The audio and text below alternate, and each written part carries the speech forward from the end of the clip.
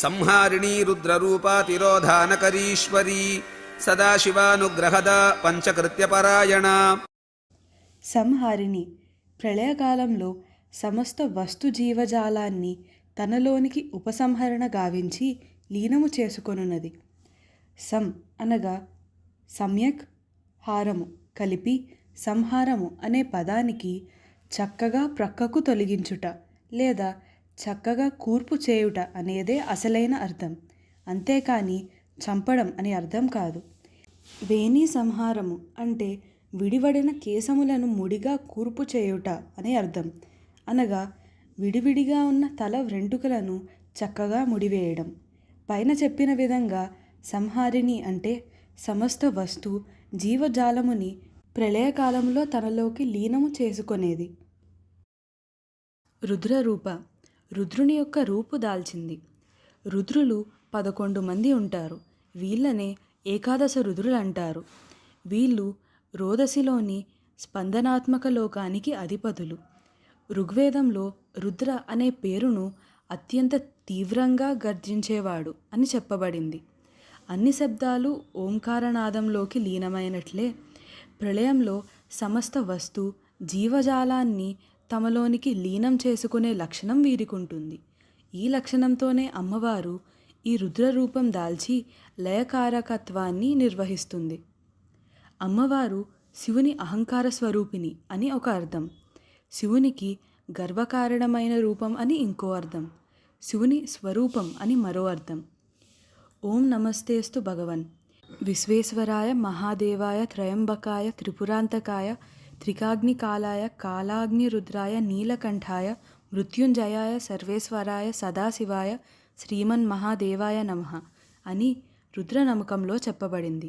దీని ప్రకారం ఏకాదశ రుద్రుల పేర్లు విశ్వేశ్వరుడు, మహాదేవుడు, త్రయంబకుడు, త్రిపురాంతకుడు, త్రికాగ్నికాలుడు, కాలాగ్నిరుద్రుడు, నీలకంఠుడు, మృత్యుంజయుడు, సర్వేశ్వరుడు, సదాశివుడు, శ్రీమన్మహాదేవుడు.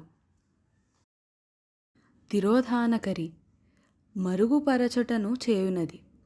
ప్రళయస్థితిలో సమస్త వస్తు జీవజాలము సృష్టి నుండి ఉపసంహరింపబడి ఒదిగి ఒకచోటు కూర్పు చేయబడి చైతన్యరహితంగా ఉంటే చైతన్య స్వరూపురాలైన అమ్మవారు మళ్ళీ వాటిలోకి బీజరూపంలో వాటి కారణ శరీర చైతన్య శక్తిగా ఉండి సృష్టి సమయం వచ్చే వరకు వాటిని తన కడుపులో నిక్షిప్తంగా ఉంచి రక్షించే కృత్యాన్ని అనగా పనిని తిరోధానము అంటారు. ఇది చెట్టును కనబడకుండా విత్తనంలోకి లీనం చేయడం లాంటి ప్రక్రియగా అర్థం చేసుకోవాలి. శరీరములను మరుగుపరుచునది అని ఈ నామానికి అర్థం చెప్పుకోవచ్చును. ఈశ్వరుని యొక్క శక్తి రూపములో ఉండునది. సమస్త ప్రపంచానికి అధిష్టాత్రి అయిన అమ్మవారు ఇంతకు ముందు నామంలో చెప్పిన తిరోధాన కృత్యాన్ని పంచబ్రహ్మలలో 4వ వాడైన ఈశ్వరుని రూపంలో చేస్తుంది. కాబట్టి ఈశ్వరి అనే నామం వచ్చింది. మాయకు అతీతుడుగా ఉండే జగత్ప్రభువును పరబ్రహ్మ అని, మాయతో కూడిన ప్రభువును ఈశ్వరుడని అంటారు. ఇట్టి ఈశ్వరుడు తన ఈశ్వరీ శక్తితో తిరోధాన కృత్యాన్ని నిర్వహిస్తాడు. ఈశ్వరీ శక్తి రూపముగా ఉండునది అని ఈ నామానికి అర్థం. సదాశివ స్వరూపిణి. పంచబ్రహ్మలలో 5వ వాడు సదాశివుడు. శుద్ధ సత్వ లక్షణం కలవాడు. మహాప్రళయంలో కూడా సాక్షిభూతుడుగా ఉండేవాడు. ఇట్టి సదాశివునితో అభేదము కలది అమ్మవారు. అందుకని అమ్మవారికి సదాశివ అనే నామం వచ్చింది. అనుగ్రహమును ఇచ్చునది.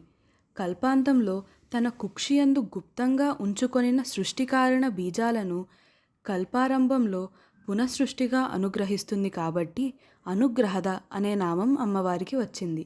అనుగ్రహమును ఇచ్చునది అని ఈ నామానికి అర్థం. పంచకృత్య పరాయణ. సృష్టి, స్థితి, లయ, తిరోధార అనుగ్రహాలనే 5 కృత్యముల యందు ఆసక్తి కలది. తను చేయవలసిన విధులను సక్రమంగా ఇష్టపడి చేయడం అన్నింటికన్నా ఉత్తమ ధర్మము, ఉత్తమ లక్షణము. ఈ విషయాన్ని అమ్మవారు తాను నిర్వహించవలసిన కార్యాన్ని ఆసక్తితో నిర్వహించడం ద్వారా తెలియజేస్తుంది అని ఈ నామం ద్వారా మనం తెలుసుకోవాలి. ఈ ఒక్క ధర్మాన్ని పాటిస్తే జరగాల్సినవన్నీ ఒకదాని తర్వాత ఒకటి సక్రమంగా సృష్టి ప్రణాళికలాగా జరుగుతాయని సూక్ష్మార్థం. నిర్వహించాల్సిన పంచకృత్యాలయందు ఆసక్తి కలిగినది అని ఈ నామానికి అర్థం. 239వ నామం అయిన చంద్రవిద్యా నామం నుంచి 274వ నామం అయిన పంచకృత్య పరాయణ అనే నామం వరకు చెప్పబడినవన్నీ చంద్రవిద్యకు సంబంధించిన విశేషాలు. సంహారిణీ రుద్రరూపా తిరోధానకరీశ్వరీ సదాశివానుగ్రహదా పంచకృత్యపరాయణ.